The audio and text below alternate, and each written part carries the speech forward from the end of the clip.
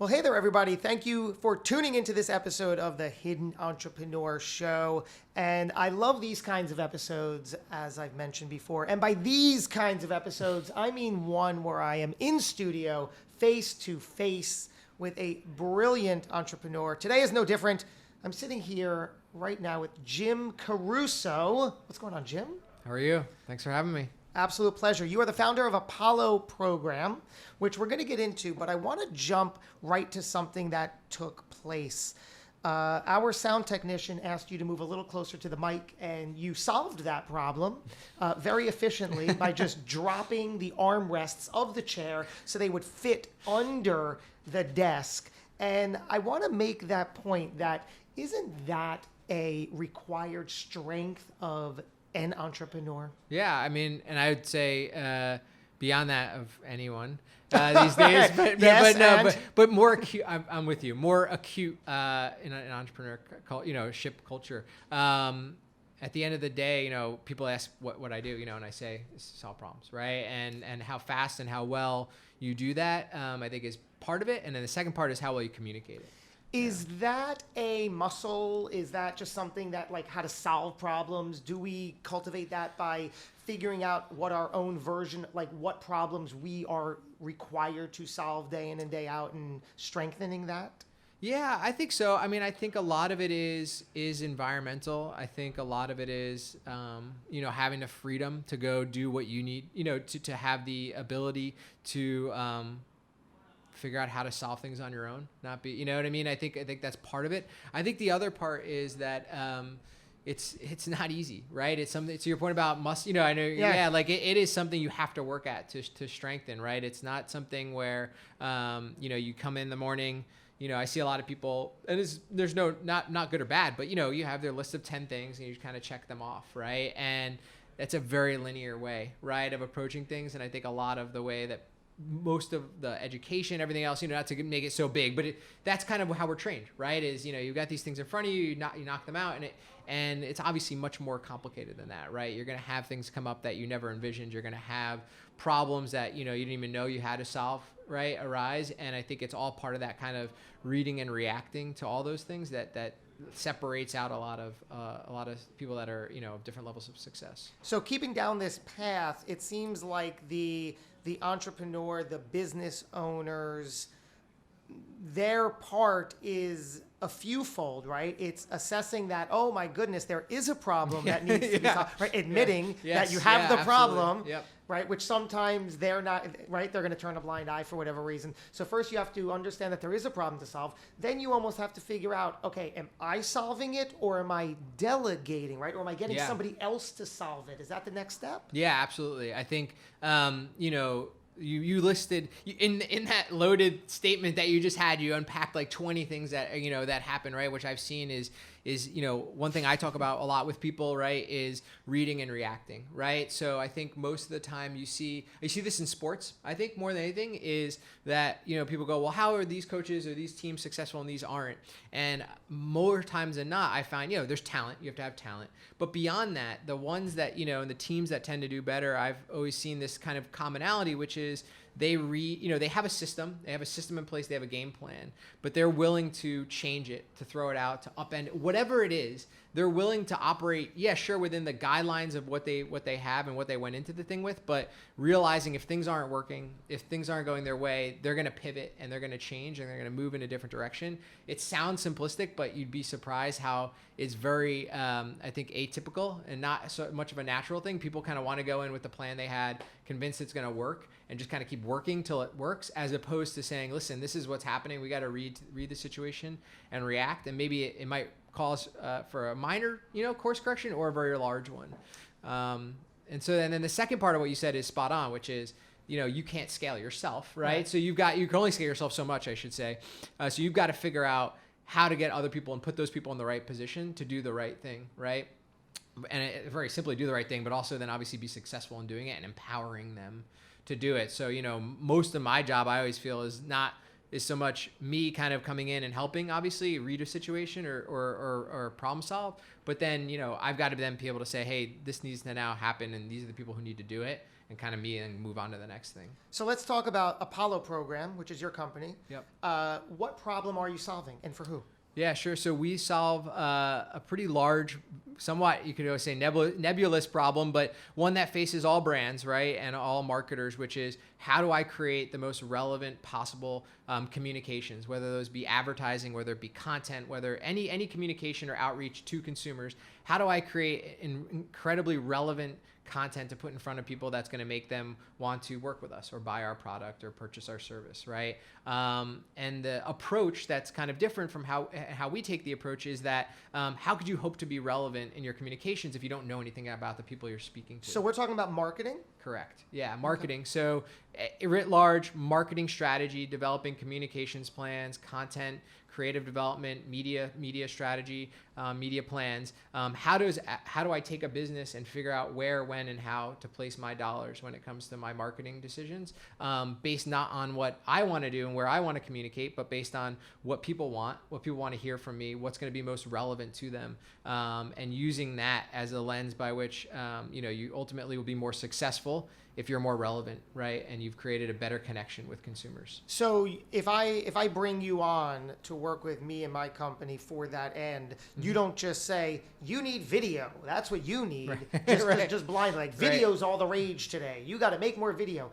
You will only arrive at perhaps that kind of conclusion after some analysis. Yeah, you got it. That's exactly right. So instead of kind of knowing where the end is, it's kind of about discovering the journey. So we use the word hypothesis a lot, right? We have a bunch of hypotheses. We think video might be relevant because a lot of people are spending a lot of time watching video, right? We think this might be a good channel for you. We think podcasting might be a good channel for you to promote your services, but we don't know, right? Instead of me guessing or pretending to know, I'd rather have us have the ability to monitor and analyze consumer behavior, observed consumer behavior, right? Seeing what people are actually doing, not just what they're behavior. Yeah, you being obviously not you, but right. Anonymous you, but the consumers of my aggregate, brand. Exactly, right? Yeah, wow. Or of any brand, right, out there. So looking out and saying, hey, if I'm a company that wants to advertise widgets, who are those widgets going to be relevant for? What group of the population? Maybe coming up with a few hypotheses about those different groups, what we think they might be. Looking at the data, coming back then with recommendations, to your point, not just, hey, now we know about them, here's a bunch of things that we're going to tell you about their behaviors, but here's how to translate those behaviors. So the science part of it into the storytelling part, right? Here's how we're going to translate those behaviors into a cohesive strategy that allows us to figure out the right touch points, the right time, and ultimately, and most important, the right message, which I think kind of gets glossed over a lot, right? Hey, we want to be on sports programming. Let's put our ads on sports programming. What are we saying when we're there, right? Why are we saying it? So you're an advertising and marketing guy? Yeah. That's your strength? Yeah. For the last 9 years, have been in the the advertising, ad tech, marketing technology industry. You always wanted to do that growing up? No, not at all. Didn't know anything about advertising until about 9 years ago. Oh, I can't wait to connect this dot. Yeah. You found yourself somewhere that previously you didn't know anything about. Let's hear it. Yeah. So been in tech, had always been interested in using, we kind of started with this, right? That problem-solving mentality, the creative elements of that problem, of that problem-solving mentality. But I'm no artist, right? I'm not, a drawer, painter, or any of those things. So got into technology to be able to use technology as kind of the canvas to do that, right? So I don't know how to draw or paint, but I can help to build technology and software by piecing together, often disparate things that don't seemingly correlate, and using that knowledge to help make consumers' lives better, right, or our customers' lives. So in 2010, applied for a job building technology at an ad network, at a advertising network, and didn't know what a CPM was, didn't know anything about advertising. Yeah, quite honestly. And a funny story, actually, they said, well, we want to hire you, but turns out the guy internally took your job. The job position that was open. So I said, all right, no worries. We'll stay in touch. Fast forward a year later, 6 months later, maybe, was on my honeymoon in Italy with my wife. I got an email. She goes, why? She's still annoyed by why I was checking my email. And they go, hey, the guy who took the position now wants to hire someone underneath him on his team. So do you want to come in? So that's how I got into advertising. That's amazing how things line up like that. Let's go back to the beginning so we can connect that. What was life like growing up for you? Yeah. So, grew up in New Jersey, spent a lot of time with family, had a lot of family around us always.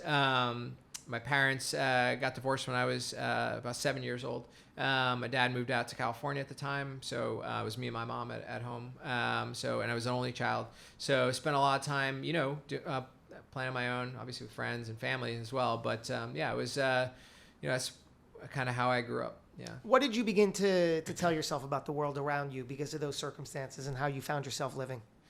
Yeah, I think this could be, I'll be very careful about the words I choose here, because I think there is an element of you learn about a little bit about adversity, right? And not that having my situation was nearly as adverse as some out there. But it's your version of it at the moment. Yeah, exactly, right? And what I think to me and seeing my mother go and then go back to work, get back into work after having been out of the workforce after she she had me and stuff, is you've got to face that adversity, right? You've got to mow it down, and no one's going to do that for you. So you can either let it happen to you, right? And you could be crushed by the weight of it, or you can kind of push through and persevere. And I think, I see that now. I see it with so many people, and whether or not it's new to them, meaning they haven't had much and they have to face it for the first time, or they've had it and you can let it easily, it could become an excuse, right? You can use it as a crutch, right? And you can use it to excuse a lot of things. And it's, again, depends on the situation, but I think to me, that's the biggest thing that came out of those years, was the idea that, if I was going to do anything, it had to be because I was going to get it done, right? No one was going to give me anything, per se. I was going to have to fight for it. And B, was that there was always going to be an obstacle. There was always going to be adversity. And I think how you internalize and deal with that is a big part of success. Well, who famously said the obstacle is the way? Yeah. Right? Yeah, that's exactly right. And there is no easy way. There is no shortcut. I think it's a matter of how your mentality, right, to approach it, and then how hard you work at it. I'm a big believer in a lot of this is just hard work. It's just hard. It's just putting in the time, putting in the work, and not that it's always going to turn out the way you anticipated, but good things will happen. Right. And, I truly believe that if you keep working and you put everything into it and you do it in an ethical and a way, that good things will ultimately happen, whether those line up the way you thought or completely different. It's that's part of the journey. Right. Yeah. My story is I spent decades hiding behind fear, showing up in all these situations, needy, desperate, seeking approval of others. Aware of my skill, ability, power, and talent, but chose to avoid that because I didn't want anybody to get, intimidated by it or like retaliate against it and all that stuff. So I just put it aside, showed up. You could relate to that? Yeah, absolutely. I mean, I think for me, the first part, what you said specifically of wanting people to like you, right? Wanting to be accepted. I think, that's always been my way. We were having a company offsite actually last week, and so we were going around the room, and they were joking. One of the things they were going to say was like, okay, everyone has to do something that makes them uncomfortable. And they're like, all right, Jim, you have to now say something about everyone in the room. Say something bad about everyone in the room, like something negative, because they knew I couldn't do it, right? Like that's just not who I am, right? I'm like very adverse to your point of like upsetting people, like getting people angry, having people dislike me or not like me because of my point of view. And so therefore, as you mentioned, the result of that is you end up kind of being quiet, right? You don't want to be, if you go, well, if I don't say anything, I won't have that reaction, right? So I completely understand, where you're coming from on that side. And my brand, because of all that, is called the Hidden Entrepreneur. So how have you found personally you show up into the world and in family and in social and of course in business, balancing the voice, the power that you need to lead versus, playing quiet and underplaying everything? Yeah, I think it is a balance to your point. So there's the element of, you have to be the biggest believer in what you're doing, right? Whether it be a company, whether it be anything you're doing. It doesn't have to just be limited to business. You got to be a big believer in yourself, right? And whatever form that may take. And you at the same time, have to be cognizant of listening to people, of understanding people, of not going into the land of arrogant, right, with it. So it is a balance. I think I've personally spent a lot of time doing this, internally. I think a lot of this is internal, kind of soul searching, for lack of a better word, right? But trying to understand, what is it that you're actually afraid of, right? What's the worst that can happen? What are all those negative things that kind of can live out there and consume you? Like to your point, you have to kind of contextualize those and put those in a place where you can actually deal with them one thing at a time, right? And that kind of goes back to the way we started the conversation of like problem solving, right? If you just leave it out there as this big kind of dark thing, right, you're not going to be able to actually solve it. So what I've tried to do a lot, I think, is break down, you rattled off a couple things, of being afraid to be accepted, and so forth. Like, how do you break those down individually and then say, okay, like, let me start to address those, right? What is it about this that's actually so scary, right? Is it because I'm going to have an opinion or a point of view that's going to upset the way that people have been doing things, and in the case of, the company is going to be disruptive to other people in the market? Is it personal? Am I just personally afraid of the reaction of failure, right? Of not having the company be successful? Is it my family? Am I afraid of letting down my family? I mean, there's so many elements to it. And, I think that's the hardest part is breaking those elements down into something where you can actually manage through it and turn the corner on it, as opposed to letting it become just completely overwhelming. It's so interesting to hear it like that, because I've done that work and I have arrived at that. It's almost a couple of different things. I would never, when I finally put my own foot down and said, part of the big moment was, now I have two children, right? I have a 6-year-old and a 4-year-old. Yeah. And early on, I realized that, okay, I'm the child in this relationship here. Right. I knew I always wanted to be a father all my life. And I was like, I probably enjoy that role. Now, given that chance, I'm like, I can't continue to show up like this and then have that be the way they see me. I'm like, no. So that was my last straw. And I said, okay, now the work begins. And I thought all the people that I surrounded myself with, who were, all unhealthy relationships, because that's all I cultivated, because I was needy and insecure. I thought when I started inching into the confident role and the able role, which I always had, I thought that they would retaliate. And I didn't feel strong enough to stick up for myself if they said something, which is, if I corrected them in any way, like, no, that's not actually correct. It's like, if it's even factual, I couldn't correct people, because now I'm shining the light on them and making them feel a little embarrassed. Yeah. So just to, absolutely. Yeah, what you were saying. Illustrates that. Yeah, I think, that the emotion that you're tapping into is so real, I think, in so many aspects, and I think it's just what I like to think of as, in a startup environment, in a small company, everything is magnified, right? So these things that, to your point, like, can kind of get shuffled under the rug, and ignored, like, you can't run away from anything, right? Like, if you have you meaning me or anyone have those issues, not you, you can't run away from them, right? You are, to your point, whether it be the leader of the family or leader of the company, right? You now have to, you're exposed, right, in some way. So I think that's incredibly difficult. And I think the other thing is, the two sides of it are, who am I at work and who am I at home, and how closely aligned are those two things, right? How similar are those? And I think some people, have an approach very much where it's like, this is what I do for a job, and then this is me, right? And when you run a company and it is your life, right, it becomes very hard to separate those things out. So you have to really, really, really work to be careful to have the negative things that are inherently part of a startup, or and not just a startup, but any business, right? And you face adversity, whether you're part of a big company and you lose a deal, or a small company, whatever it is, having those things become just so impactful outside of work, right? Because your emotions are so raw as you're dealing with them on a daily basis in work. How does that then not? How do you try not to let that impact your personal life? That's something I've really worked hard to kind of work through, I'm trying to work through and try to reconcile. When was there a time that you were faced with personal fear in life or business, some regard? Fear, you acknowledged it, you easily could have gotten paralyzed by it, but you said, I have to walk right through it.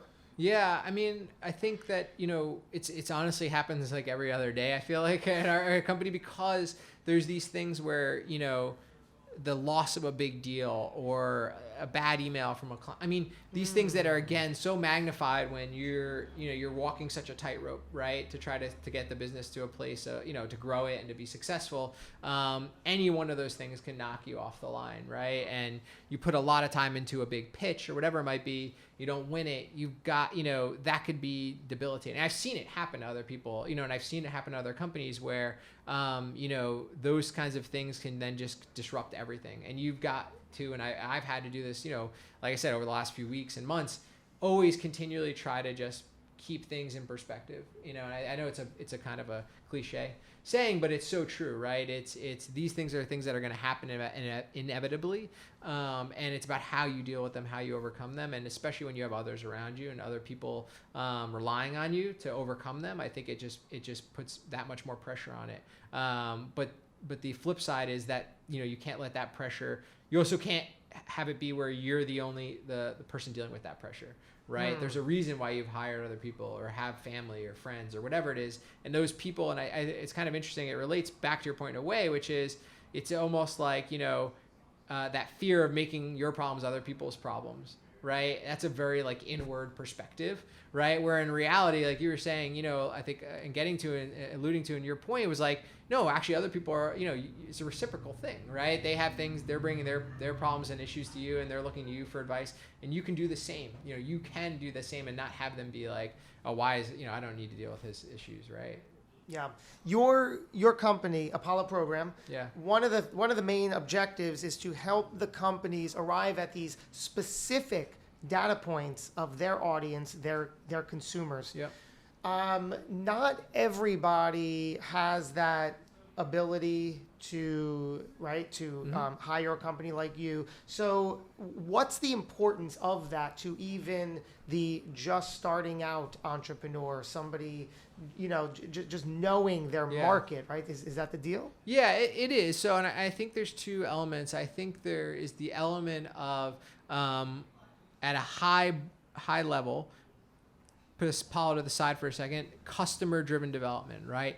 Being able to say, I'm going to listen to my customers. I'm going to listen to what my customers want, and react to that and drive my business, whether it be a product or a service or whatever it is, through the lens of solving those people's problems, right? As opposed to me kind of having an idea of what I want to do and pushing it out in the world, right? Which is a very different way of going about it. So whether you work with us or not, right, there's that mentality that has to kind of override what you're doing. I think, at the next level down is, being very careful, being very cautious about what it is you're putting out into the world from a marketing standpoint, right? What messages, how does your brand represent itself?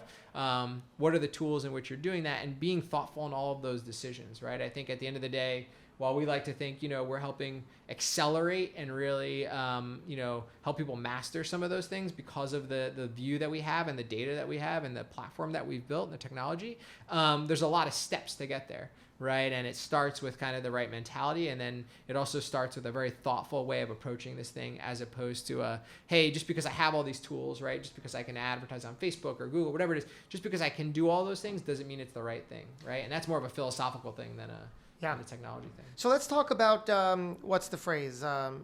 Taking your own medicine. As a company, you must do this. How do you market? You do your own data research, and then how does that specifically look? Yeah, you're right. Yeah, so that old phrase of kind of dog fooding the product, right? That's what they say. Yeah, so that's exactly right. There's two things in ways in which we do this. One is that we've built a software platform that allows us to go in and to mine all of this data and have it visually, accessible to someone, right? So it doesn't just require someone with a PhD or a data science degree, but we want to make make that accessible. Part of that access is us using the product every day. Right. So when we go in, it's not like we've developed a product, product that we're going to sell to clients and we've never used it. We use that every day today internally for our own purposes. Audience. Exactly. Right. Yeah. Yeah. Wow. So we use that every day, and that helps us to get really smart, because if we can't find it valuable or useful, right, a client's not going to. So from there, do you cold call? Do you lead gen? What's your method? Yeah. So a lot of it right now, or up the last 18 months or so of it, has been networking, right? Going through my network, a lot less of cold call outreach. We're now just actually starting in the last 2 weeks or so to move more of that, right? To get our message out there more broadly than just all the people I know and the people they know. So, and with that, to your point, comes a lot of the same mentality that we're bringing to clients, right? Wanting to be really smart about who we're communicating with, what we're telling them, why we're saying it, and figuring out how to become relevant to them. So we've been very, very fortunate to have a lot of good clients so far and a lot of great brands work with us. We want to be able to use those proof points and use those case studies to go after the right people and show them why it's going to be relevant for them, instead of just kind of broad generic messaging. So yeah, absolutely, using the same mentality that we bring to clients in our own marketing. You believe everything happens for a reason? Yeah, I would say so. Yeah, I think so. I think that everything, it's a phrase I've used quite often. You found that to be true in your life? Yeah, I have. Yeah. I think you don't always know what those reasons are, nor will you ever know sometimes what those reasons were or are. But that's certainly, kind of the mentality or outlook that I have on things. Yeah. And it's powerful for you and anybody listening to keep your eyes open for the opportunities. Yeah, I mean, you just don't know where they're going to come from. The story I obviously gave earlier, you just never know when these things are going to occur. Yeah, I love that one, the email. Yeah, and having the long view on things, is something I think it kind of fits within that saying, right? Which is, there's the short-term things that you got to do every day, but there's a long-term view on a lot of things, and I think it's incredibly hard for people to have that long-term view or keep that long-term view in perspective. Right. And, if you play it out and you have that kind of outlook on things, it changes a lot of the ways in which you act in the short term. Right. Instead of reacting, instead of just kind of thinking, do I need, the example happens all the time to me is, we'll take meetings and conversations and I'll work with other entrepreneurs or other people, and people go like, yeah, but like they're not going to be a client right now. Like, why are you wasting time? Right.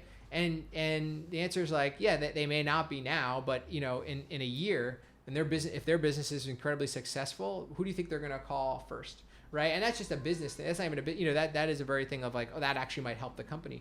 But in general, I've found that thinking out in the long term, being really, cognizant of never burning bridges, to use that phrase, and absolutely staying focused on being a good person and helping people. I think if you do those things, ultimately that will lead to, success down the road. So what is the core message we're sharing here? Yeah, well, so the core message for me and I think for what we do is, we're focused on the why, right? Why people do things. Why should we be out there in the world as a company, advertising, marketing? And I think that critical thinking lens, is super important. And I think that applies to more than just, Apollo and our mission, but also more broadly in life. I will leave you with this final question. Jim Caruso, how would you like to be remembered? That's a good one. I would love to be remembered as someone who really cared about other people. Really was thoughtful in what I did and how I did it. And ultimately, as also the father of two, by my kids as having the traits that they admire and want to aspire to have themselves. So important. I resonate and relate to so much of that. Thank you, sir, for joining us, for showing up and opening up today. Absolute pleasure, man. Yeah, really pleasure. Thank you so much. Thank you.